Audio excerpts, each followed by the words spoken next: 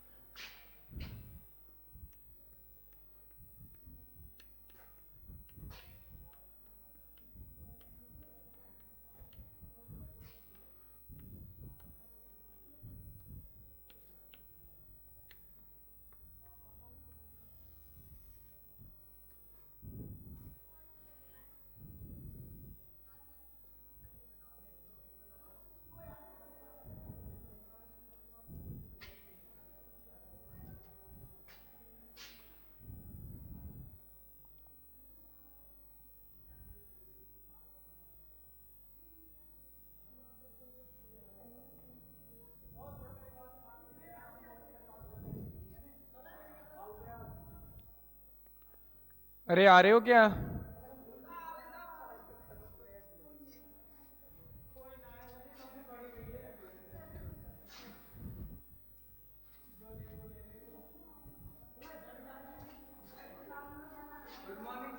Good morning.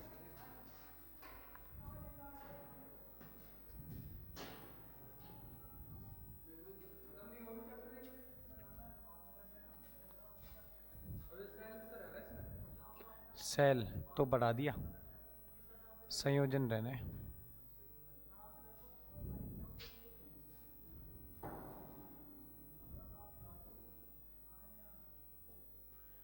चलिए,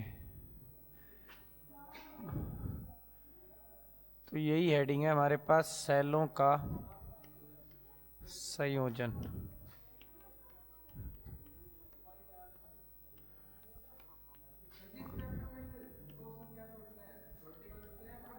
numerical, प्रतिरोध वाला। हाँ, कॉम्बिनेशन ऑफ सेल। ये स्पीकर चालू नहीं है। हेलो। चलिए, कॉम्बिनेशन ऑफ सेल है हमारे पास। पहला है श्रेणी क्रम,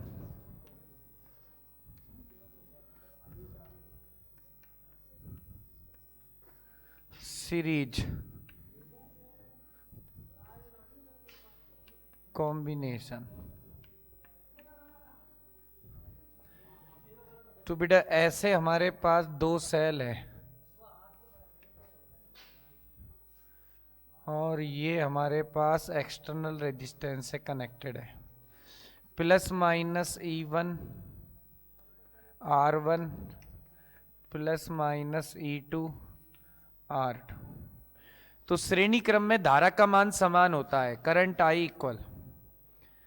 तो यहां पे धारा का फॉर्मूला निकल के आएगा I बराबर E1 plus E2 R upon में R1 प्लस में R2। तो यदि आपसे खाली E इक्वलेंट तुल्य पूछे तो आप बताना E1 प्लस में E2, ठीक है। और R इक्वलेंट पूछे तो आपके पास हो जाएगा R1 अपॉन में R2। तो कुल कहने का मतलब I का फॉर्मूला हो गया कुल विद्युत वाहक बल बटा कुल प्रतिरोध, अंग्रेजी में टोटल ईएमएफ, टोटल रेजिस्टेंस। ठीक है, बस एक थ्योरेटिकल क्वेश्चन बन सकता है कि श्रेणी क्रम संयोजन क्यों करते हैं? वोल्टेज का मान बढ़ाने के लिए। ठीक है, हमारे घरों में यदि इन्वर्टर की 2 बैटरी लग रही होगी तो सीरीज में होगी। घर में यदि इन्वर्टर में 2 बैटरी होंगी तो आपके सीरीज में होंगी, तो वो वोल्टेज का वैल्यू इंक्रीज करने के लिए। बस एक थ्योरेटिकल क्वेश्चन है, बाकी ये है। ठीक है, दूसरा है समांतर संयोजन।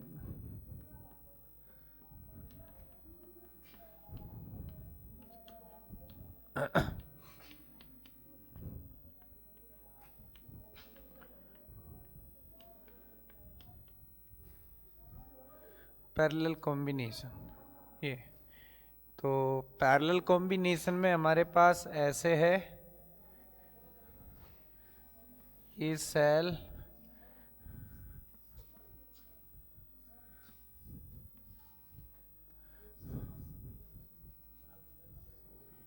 ये आर, ये plus minus E1 R1 plus minus E2। Parallel combination में करंट में इंक्रीमेंट होता है, तो इससे I1 और इससे I2, तो यहाँ पर I बराबर I1 प्लस में I2, ये चलेगा।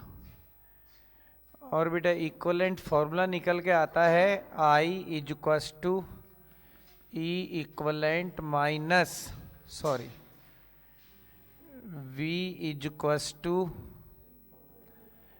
I R इक्वलेंट, ये निकल के आता है फॉर्मूला। और यहाँ पर E इक्वलेंट होता है E1 R2 plus E2 R1 upon में R1 प्लस R2, और R इक्वलेंट होता है R1 R2 अपॉन में R1 प्लस में। बस बेटा ये हमारे पास सीरीज और पैरेलल है। हमारे पास 2 थ्योरेटिकल क्वेश्चन है, सीरीज में श्रेणी क्रम में वोल्टेज का मान इंक्रीज के लिए, और पैरेलल हमारे पास धारा का मान बढ़ाने के लिए। तो ये 2 प्रकार के संयोजन हम करते हैं। ठीक है, और ज़्यादातर आपको घरों में देखने को मिलेगा वो यही होगा, सीरीज। ठीक है, चाहे आपकी टॉर्च हो, चाहे इन्वर्टर की बैटरी हो, कुछ भी हो, उसमें आपको यही देखने को मिलेगा। बस तो ये है हमारे पास सीरीज और पैरेलल कॉम्बिनेशन। क्वेश्चंस मैंने सारे बताई दिए, बस कुछ एक पॉइंट है वो लिखवा दो।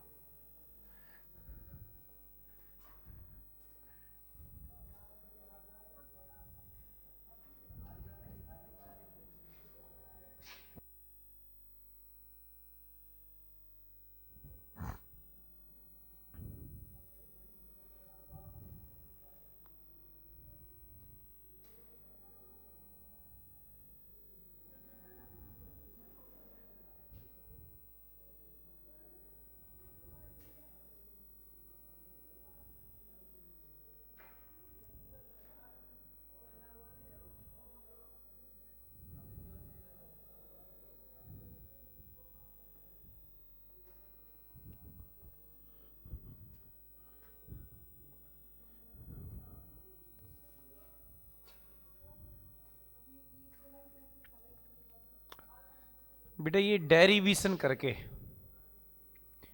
ड्राइव करके, बेटा डेरिवेशन दिखाऊं, साइड में दिखाता हूं। देखो देखो बेटा, एक रिलेशन पढ़ाइए, E माइनस आई आर बराबर V, EMF, current, internal resistance, terminal potential. तो बेटा पहले सेल के लिए लगाऊंगा तो E1 माइनस I1 R1, क्योंकि पैरेलल में वोल्टेज सेम होती है, तो यहाँ से I1 बराबर ये इधर, तो E1 माइनस V अपॉन में R1 आता है। और ऐसे ही I2 निकालता हूँ तो E2 माइनस V अपॉन में R2 आता है। फिर बेटा टोटल करंट लगाता हूँ तो I1 प्लस में I2। अब बेटा इन दोनों को रख के सॉल्व करके बेटा ये आता है इक्वलेंट।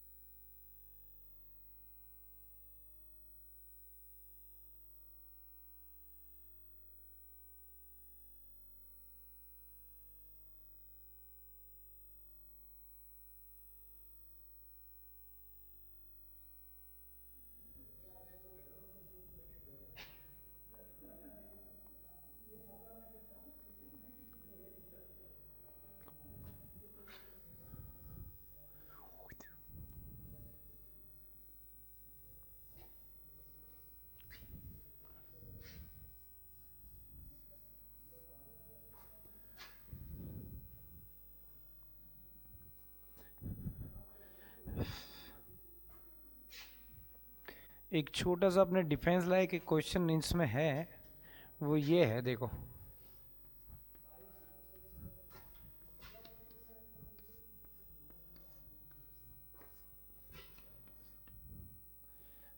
कुछ भी लिख दे,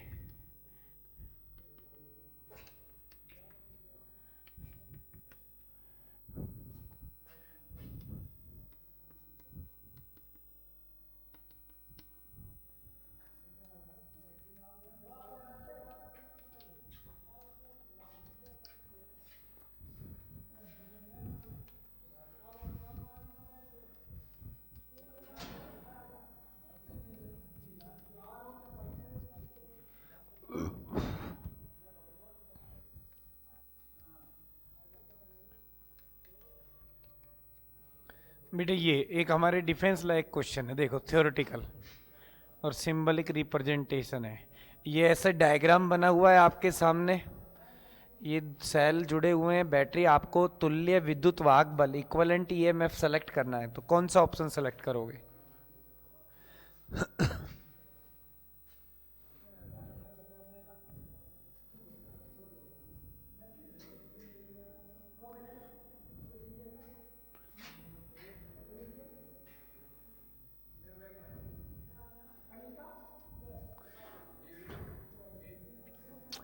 ए आंसर, देखो बेटा मैं यदि करता तो ए ही करता, क्योंकि E1 2E2 दिख रहे हैं तो ट्वाइस E2, बट ये पैरेलल में, पैरेलल में वोल्टेज सेम, पैरेलल में वोल्टेज सेम, तो आपका आंसर क्या होगा? E1 plus E2 plus E3। ठीक है, इस तरीके से।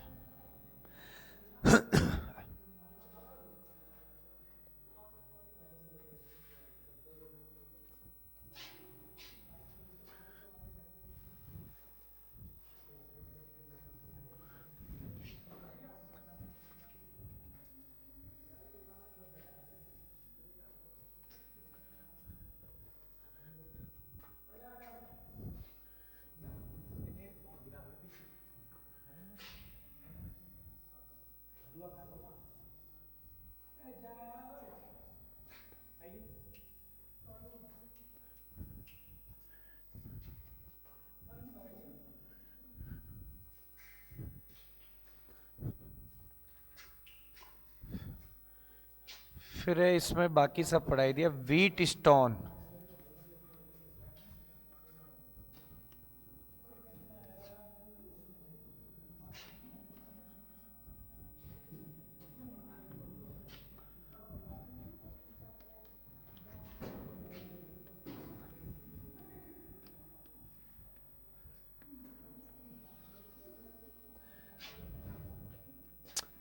तो एक थ्योरेटिकल क्वेश्चन इसमें, व्हीट स्टोन सेतु क्या करता है? ठीक है, दिस इंस्ट्रूमेंट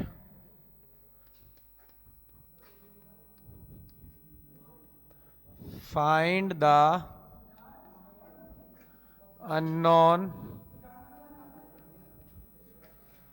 रेजिस्टेंस।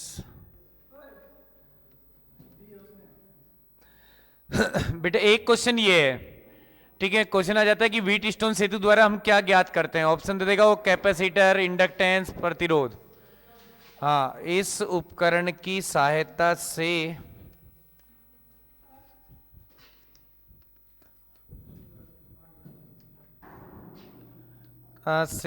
अज्ञात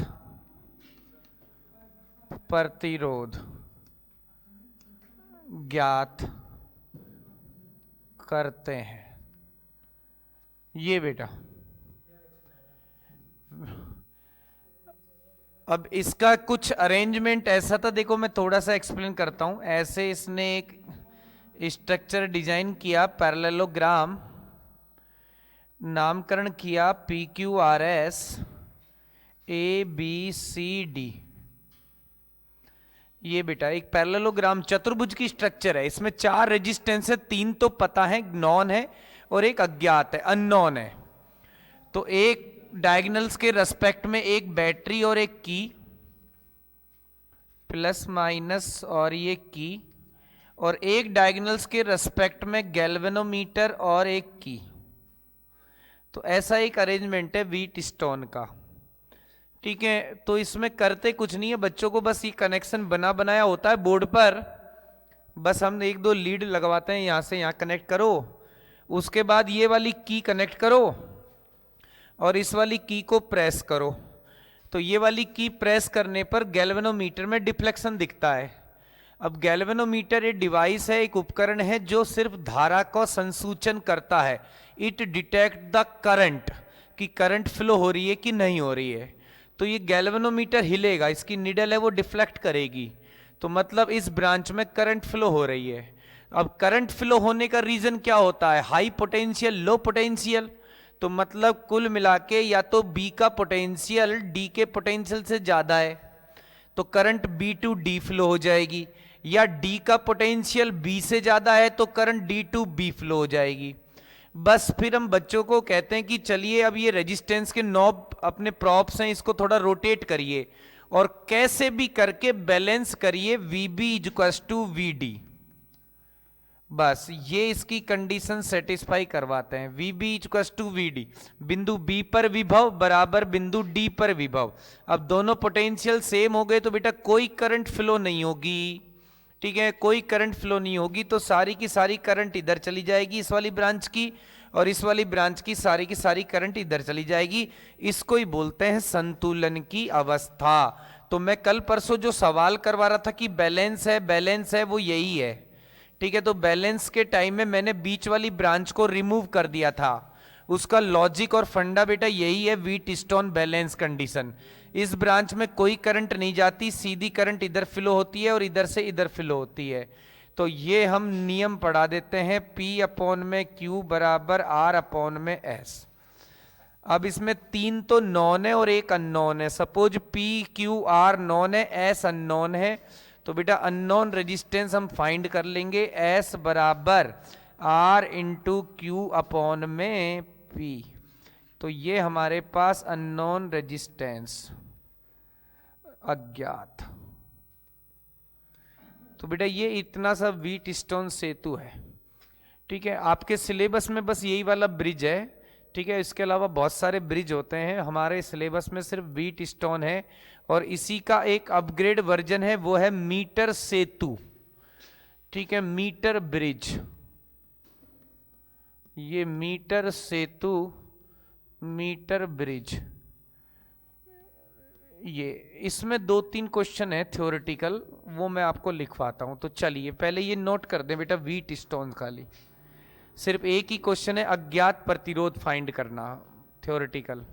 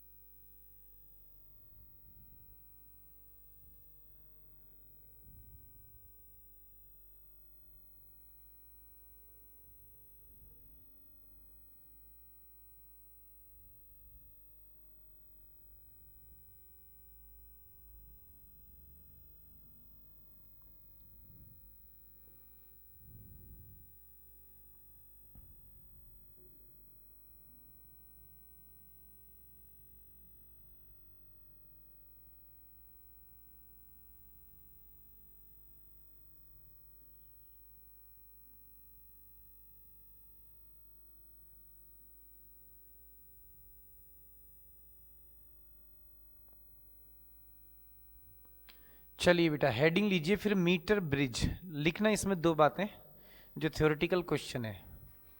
पहला पॉइंट बोलूं,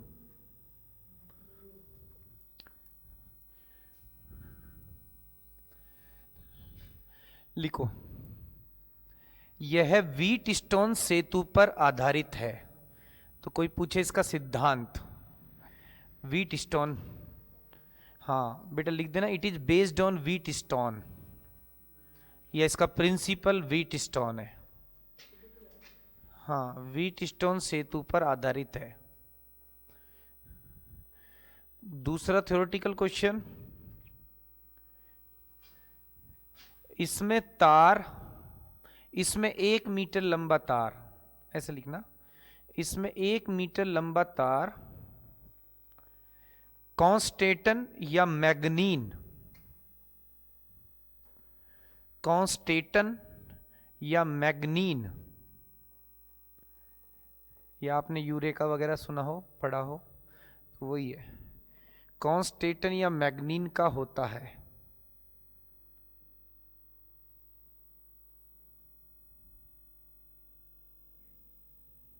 लिख दिया, कॉन्स्टेटन या मैग्नीन, अंडरलाइन कर लेना, ये भी एक क्वेश्चन है, कॉन्स्टेटन मैग्नीन का होता है। क्योंकि इसका विशिष्ट प्रतिरोध अधिक, क्योंकि इसका विशिष्ट प्रतिरोध अधिक तथा प्रतिरोध ताप गुणांक अल्फा कम होता है। बेटा अंग्रेजी में लिखना, in the metre bridge the length of wire 1 metre, in the meter bridge the length of wire 1 meter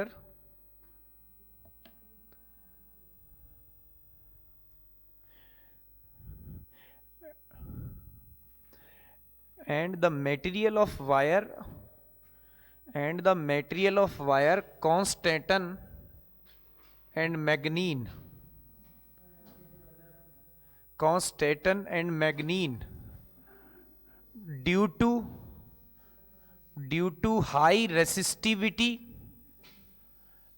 and low temperature coefficient, due to high resistivity and low temperature coefficient।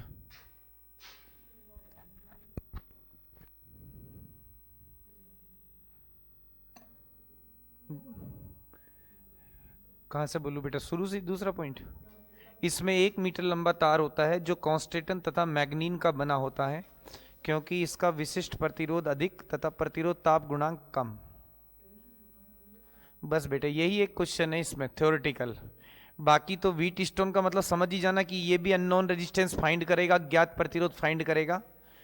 और इसका कुछ view ऐसा है, हमारे पास एक formula बेटा, ताकि change ना हो रेजिस्टेंस, ताकि रीडिंग्स आपकी चेंज ना हो बार बार, नहीं तो क्योंकि करंट ज़्यादा देर तक पास कराते हैं तो बेटा ड्यू टू द करंट बेटा टेम्परेचर हीट होगा, और टेम्परेचर हीट होगा तो फिर उसका रेजिस्टेंस चेंज हो जाएगा, तो रीडिंग आपकी चेंज हो जाएगी बार बार, तो हमको बेटा एग्जैक्ट वैल्यू फाइंड करनी होती है, इसलिए तो इसका मटेरियल हम ऐसा लेते हैं जिसका रेजिस्टिविटी हाई हो और टेम्परेचर कॉफिशिएंट लो हो। तो करंट यदि आप ज़्यादा देर भी पास करा दो, कई बार बच्चे क्या होता है की लगा के छोड़ देते हैं लैब में, तो भी कोई दिक्कत नहीं है।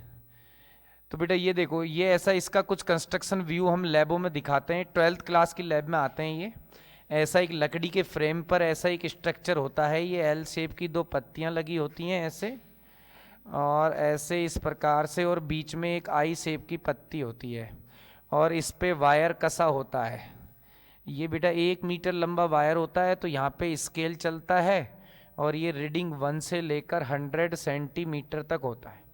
बस इतना सा हमारे लैबों में होता है, वुडन फ्रेम पर, एक लकड़ी के फ्रेम पर ऐसा, बस बाकी अरेंजमेंट हमको खुद को करना होता है। ठीक है, तो हम सबसे पहले इसके साथ एक बैटरी जोड़ देते हैं प्लस माइनस, ठीक है, एक की जोड़ देंगे, और ज़रूरत पड़ी रियोस्टेट अवेलेबल है तो रियोस्टेट जोड़ देंगे।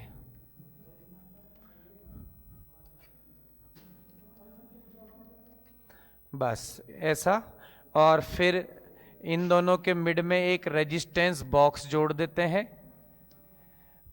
और इसके बीच में बेटा एक अननोन जिसको फाइंड करना है, और ये बीच में से एक गैल्वेनोमीटर, और गैल्वेनोमीटर से हम जौंकी जोड़ देते हैं। ये बेटा इसका अरेंजमेंट हम बच्चों को लैबों में दिखाते हैं, करवाते हैं प्रैक्टिकल, और बस अब जॉकी को वायर के ऊपर सरकाकर बच्चों को देते हैं कि लो फाइंड करो एक बैलेंस लेंथ, मतलब वो लेंथ जहां पर गैल्वेनोमीटर में कोई डिफ्लेक्शन ना हो, ठीक है, नल डिफ्लेक्शन शो कर दे। तो बस मान लो ये हमारा टच हो गया पॉइंट, ये सपोज ए, ये बी और ये सपोज सी। तो बेटा स्केल पर बच्चों से ये रीडिंग पढ़वा देंगे, कितनी आएगी एल, तो बची हुई रीडिंग कितनी हो जाएगी 100 माइनस एल। बस अब बेटा ये तो करंट को वेरी करने के लिए बस, खाली लगाओ तो लगाओ, मत लगाओ। रियोस्टेट बेटा ऐसे आगे पीछे करके रेजिस्टेंस की वैल्यू चेंज कर देते हैं, तो रेजिस्टेंस चेंज तो करंट चेंज, बस इसका इतना ही पर्पज है। कई बार रीडिंग्स नहीं आती ना, इसमें नल डिफ्लेक्शन नहीं आता, कई बार कनेक्शन वगैरह लूज रह जाते हैं, तो फिर इसकी हेल्प से हम सेट कर देते हैं, और तो क्या है। तो बेटा अब देखो ध्यान से, तो ये व्हीट स्टोन नजर आ रहा है, एक ये रहा, एक ये रहा, एक ये रहा, एक ये रहा, तो ये हमारे पास व्हीट स्टोन स्ट्रक्चर बन गई। यदि गौर से देखें तो ये हमारे पास देखो बेटा, ये रेजिस्टेंस बॉक्स में से जो रेजिस्टेंस निकाला वो बन गया नॉन, ये अननोन बन गया एस, और बेटा दो रेजिस्टेंस का काम ये वायर कर रहा है, तो ये वायर की लेंथ आ गई एल, और मान लो इसका हम पर सेंटीमीटर रेजिस्टेंस मान लेते हैं आर सी एम, तो इतना रेजिस्टेंस हो गया एल आर सी एम, इस पोर्शन का रेजिस्टेंस, और बचा हुआ बेटा इस पोर्शन का रेजिस्टेंस 100 माइनस एल इंटू में आर सी एम, खत्म। अब बच्चों सीधा नियम लगाओ, चाहो तो आप आमने सामने मल्टीप्लाई इक्वस टू आमने सामने, तो ये आपके पास R 100 minus L into R C M is equals to L R C M, R C M से आर सी एम कट गया बेटा, तो अननोन का फॉर्मूला आ जाएगा आपके पास 100 माइनस एल अपॉन में एल। ये इतना सा है अननोन रेजिस्टेंस फाइंड करने का, ठीक है। तो बेटा हमारे ये तो सब ऐसे 12th में है, पूरा कंस्ट्रक्शन वगैरह, हमारे को तो इतना कोई काम नहीं है, बस न्यूमेरिकल पर्पज के लिए आप थोड़ा सा याद कर लो, ठीक है ना। कोई रेजिस्टेंस दे दे नॉन 10 ओम, अननोन रेजिस्टेंस फाइंड करना हो, ठीक है, बैलेंस लेंथ दे दे सपोज 40 सेंटीमीटर, ठीक है, तो आपको बस निकलवाएगा अननोन रेजिस्टेंस, तो ये फॉर्मूला अपने काम का है, ठीक है। तो मैं इसको ना लिख के बस पूरा अपने पास ये फॉर्मूला है, इसको मैं एक्सप्लेन कर दूं वापस से। ये तो मैंने समझाया था कि ऐसे ऐसे फाइंड करते हैं, तो हमारे पास फॉर्मूला यही है,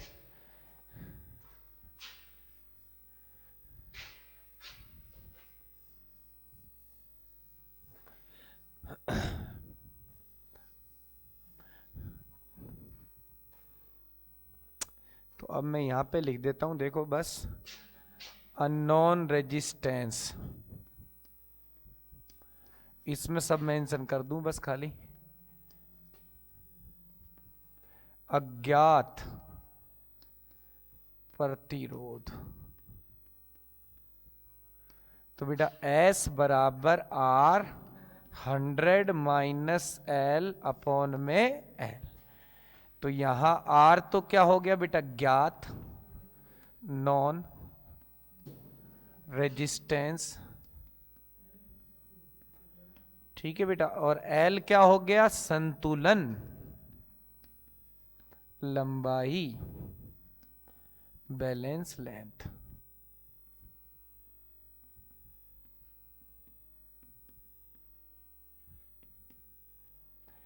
बस ये हमारे काम का एक फॉर्मूला है, कोई सवाल मिले न्यूमेरिकल मिले तो अब इसमें बेटा आपको 3 क्वांटिटी अननोन है, 2 देगा और 1 निकलवा लेगा, अब कुछ भी निकलवा ले चाहे, ठीक है ना, वो यहां से है।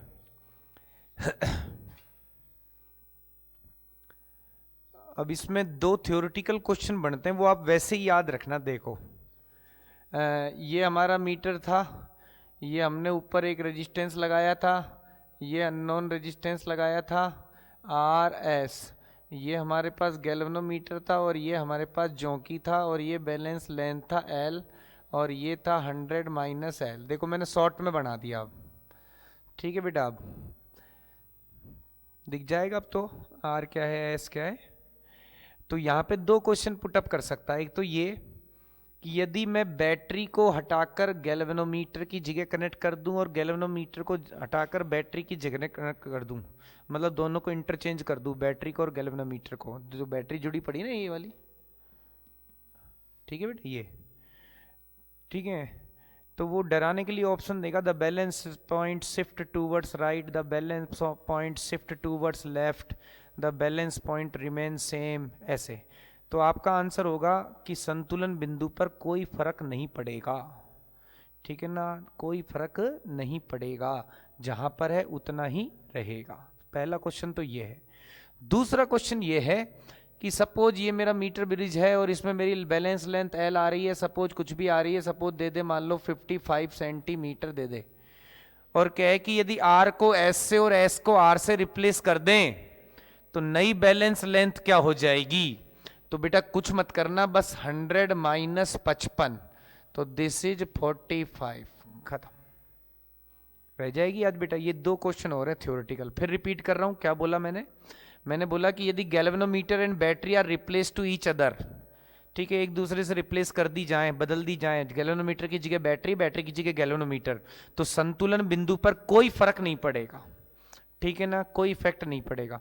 और दूसरा क्वेश्चन कि यदि मान लो सर्किट ये है और ऑलरेडी बैलेंस लेंथ ये है, अब यदि एस को इधर कर दे और आर को इधर कर दे और पूछे find the new balance length, तो आप सीधा 100 माइनस कर देना, जो भी गिवन हो वो आपका आंसर होगा।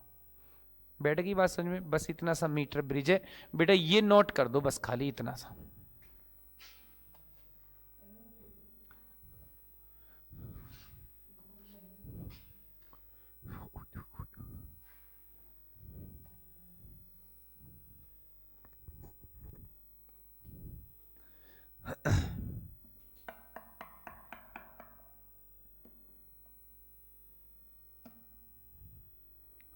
और फिर अपने सिलेबस में है लास्ट पोटेंशियोमीटर, विभव मापी। बेटा ये कर दिया है तो मैं हटाऊं इसको।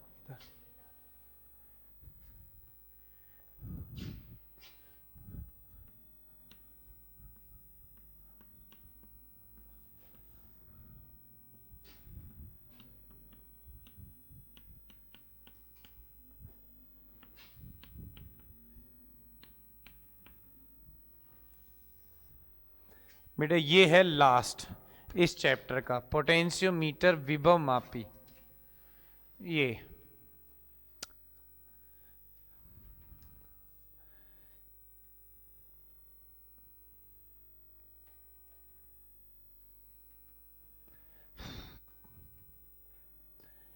तो मैं वैसे ही बोल रहा हूं, देखो, वह उपकरण जिसकी सहायता से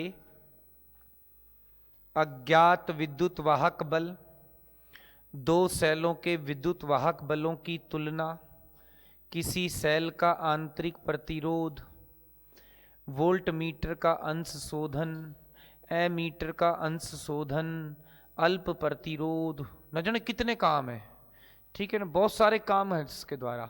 लेकिन हमारे सिलेबस में बस मेंशन है, ठीक है, फाइंड हम कर सकते हैं ज्ञात। पहला बेटा अज्ञात विद्युत वाहक बल,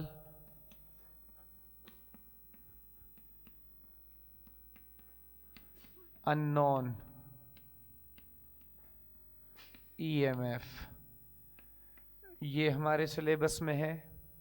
दूसरा 2 सेलों के विद्युत वाहक बलों की तुलना, comparison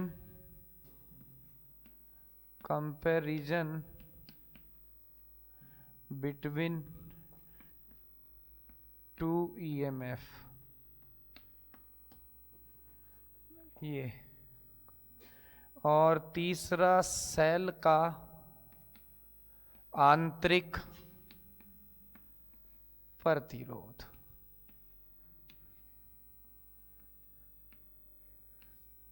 internal resistance of cell.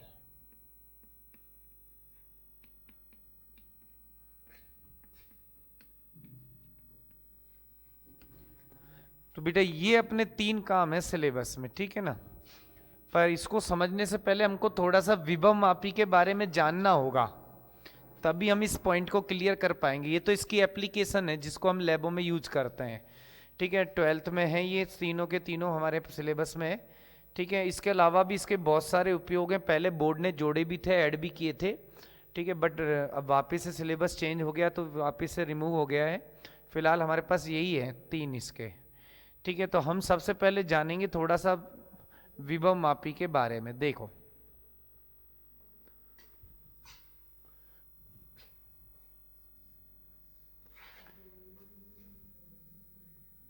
काम की बातें सिर्फ मैं लिखवाऊंगा, अभी मैं सिर्फ खाली इंट्रोडक्शन दे रहा हूं इसका। ये है, ये काम है इसका। देखो बेटा, ये ऐसे लकड़ी के फ्रेम पर लैब में ऐसे 10 वायर होंगे।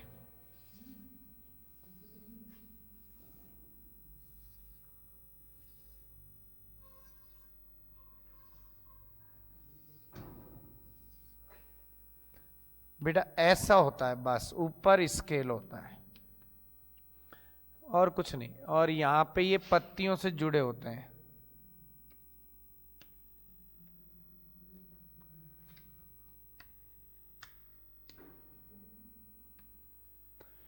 बस बेटा, और हमारे पास इसका और कुछ नहीं होता। बाकी जो भी हमको जोड़ना है हम खुद जोड़ते हैं तारों से। ठीक है, बस लकड़ी के फ्रेम पर ऐसा स्ट्रक्चर मिलता है। तो ये 10 मीटर लंबा वायर है। वायर उसी का ही है, कॉन्स्टेंटन और मैग्नीन का। तो वो जो क्वेश्चन मैंने आपको मीटर ब्रिज में लिखवाया है वही कॉन्सेप्ट इसके लिए भी लागू है। ठीक है ना, तो सेम चीज है, तो दोबारा रिपीट नहीं कर रहे, वही कॉन्स्टेंटन मैग्नीन। ठीक है, बस इसमें 10 मीटर लंबा वायर है। एक वायर 1 मीटर है। 1 2 3 4 5 6 7 8 9 10। ठीक है, अब इसको बार बार तो हम बोर्ड पे ऐसे बनाएंगे नहीं। ठीक है, तो इसका हम इतना सा व्यू दिखा देते हैं कि बेटा ये देखो, समझ लो यही है पोटेंशियोमीटर, बस खत्म। ठीक है 10 मीटर लंबा, बट ये बार बार ऐसा डिजाइन तो करा नहीं जाता, तो इसलिए हम इसका एक क्रॉस छोटा सा व्यू इतना सा अंडरस्टूड है 10 मीटर। अब इसमें हम 2 सर्किट जोड़ते हैं, एक को बोलते हैं हम प्राइमरी प्राथमिक और एक को बोलते हैं सेकेंडरी द्वितीयक। तो प्राथमिक परिपथ में तो हम फिक्स है, एक बैटरी जोड़ेंगे, एक की जोड़ेंगे और एक रियोस्टेट जोड़ेंगे।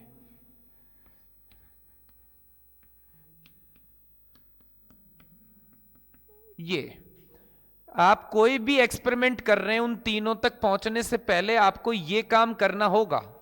ठीक है ना, एक बैटरी है, की और रियोस्टेट है, इसको प्राइमरी सर्किट बोलेंगे।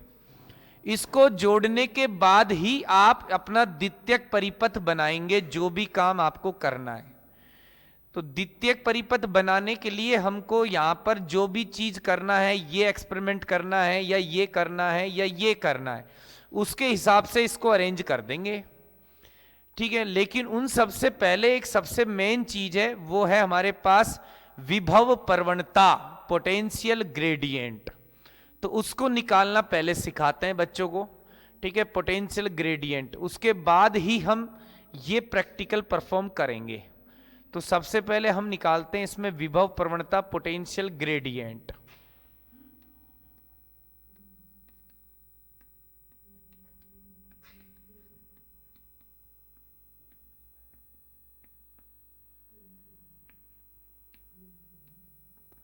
तो नाम से ही समझ जाओ बेटा, एक्स सिंबल ले लेंगे, V/L।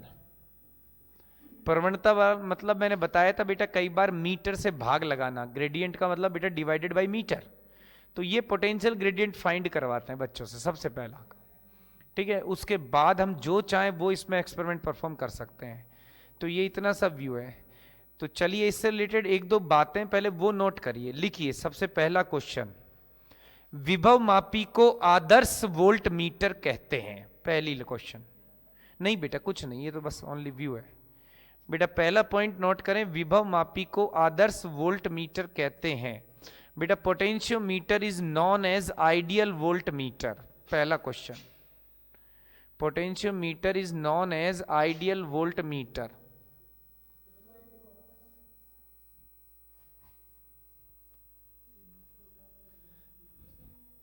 हाँ, क्योंकि आगे ऐड करें एक लाइन, क्योंकि संतुलन की अवस्था में, क्योंकि संतुलन की अवस्था में में यह कोई धारा, संतुलन की अवस्था में यह कोई धारा प्रवाहित नहीं करता, अर्थात प्रतिरोध अनंत। ये है पहला क्वेश्चन। बेटा अंग्रेजी में लिखना, potentiometer is known as ideal voltmeter because at the balance condition, because at the balance condition, हाँ balance condition no current flow, no current flow, at the balance condition no current flow, that is the resistance become infinite। तो एक ये question है।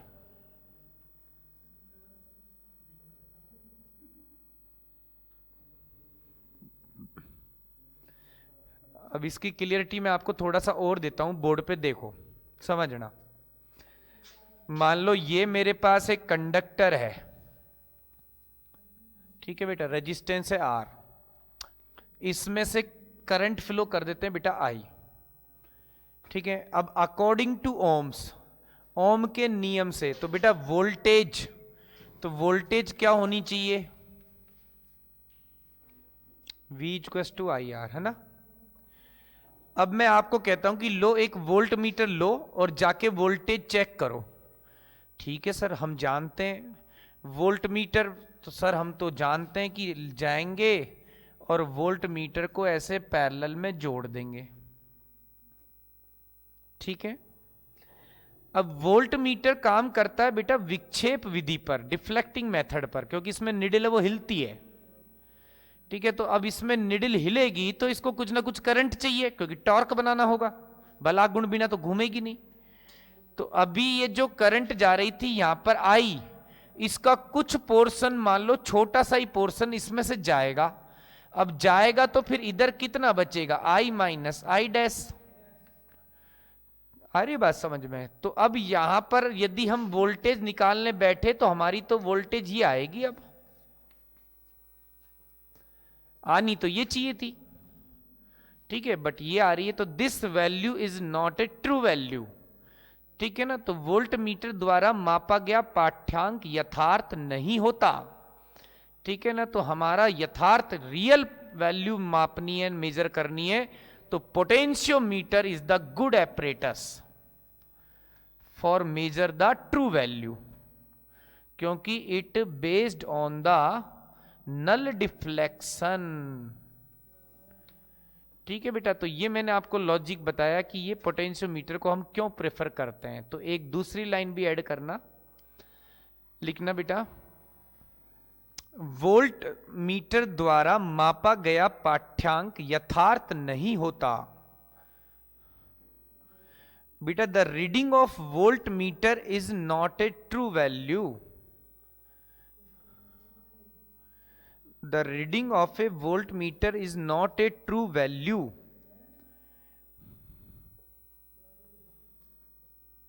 because it is based on deflection method,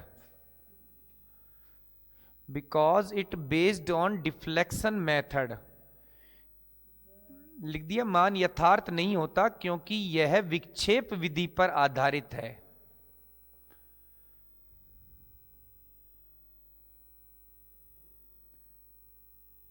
विक्षेप विधि पर आधारित है। बेटा आगे लिखना अंग्रेजी में, but potentiometer measure the true value, but potentiometer measure the true value because it based on null deflection, based on null deflection. बेटा हिंदी में लिखना, परंतु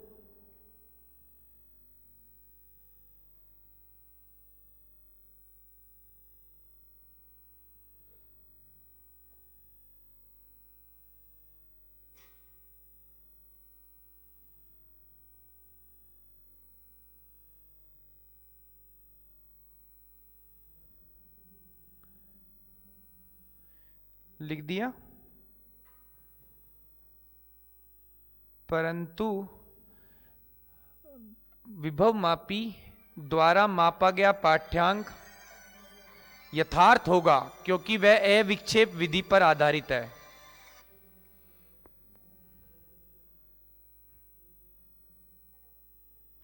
हाँ, कौन?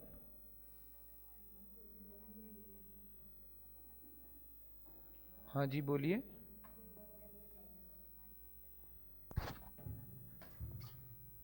हाँ मनीष।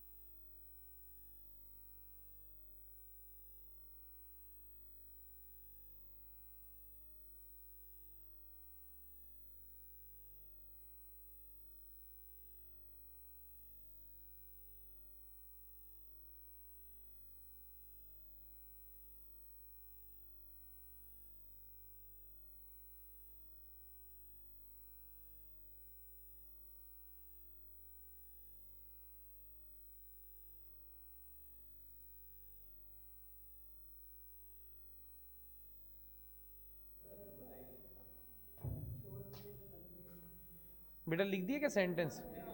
विभव मापी द्वारा मापा गया पाठ्यांक यथार्थ होगा क्योंकि यह अविक्षेप विधि पर आधारित है। लिख दिया बस।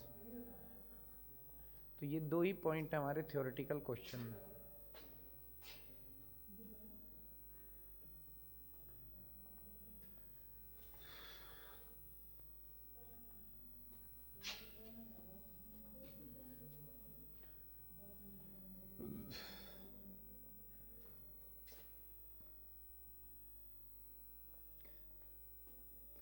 अब देखो, मैं वापस से एक सर्किट बना रहा हूं ए बी।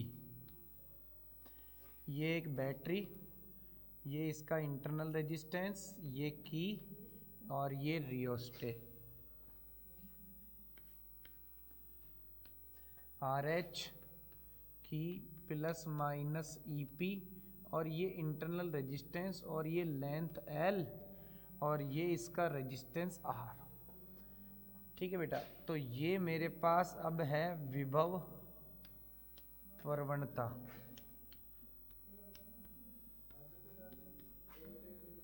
पोटेंशियल ग्रेडियंट बराबर विभव बटा लंबाई। पोटेंशियल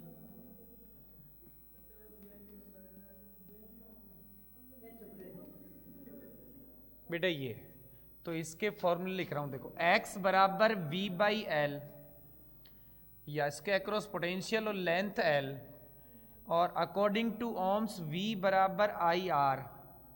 तो ये एक फॉर्मूला।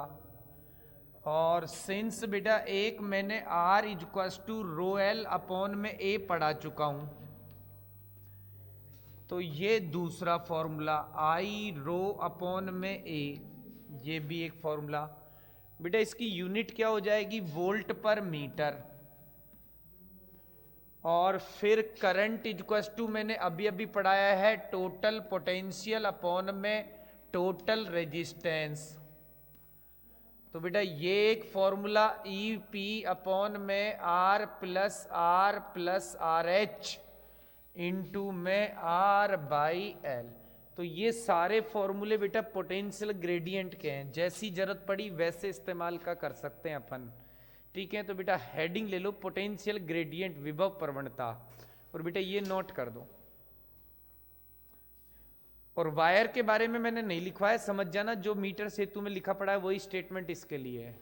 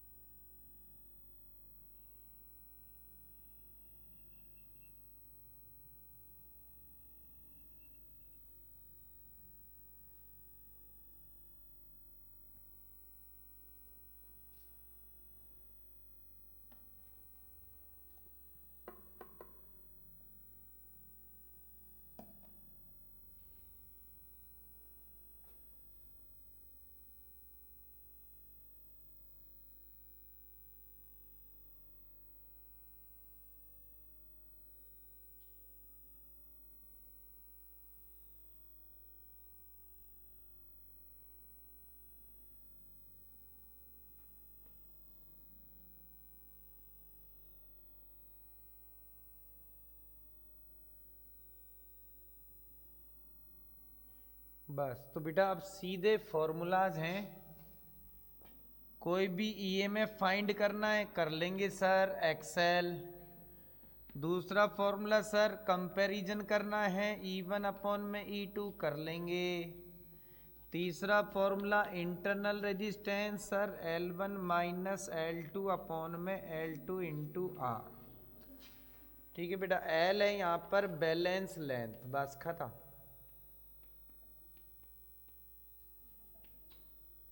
संतुलन लंबाई,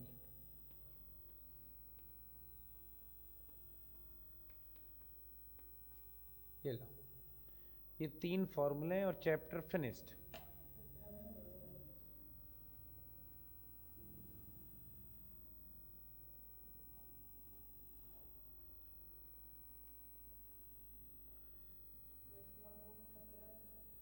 अगला मैग्नेटिक।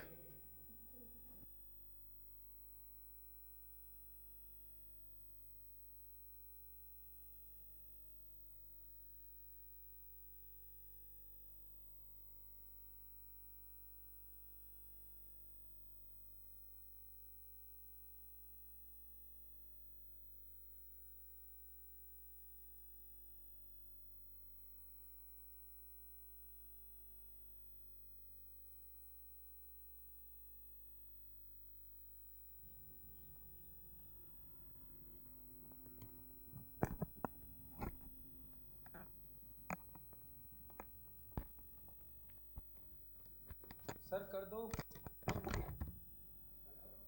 कर दो बंद।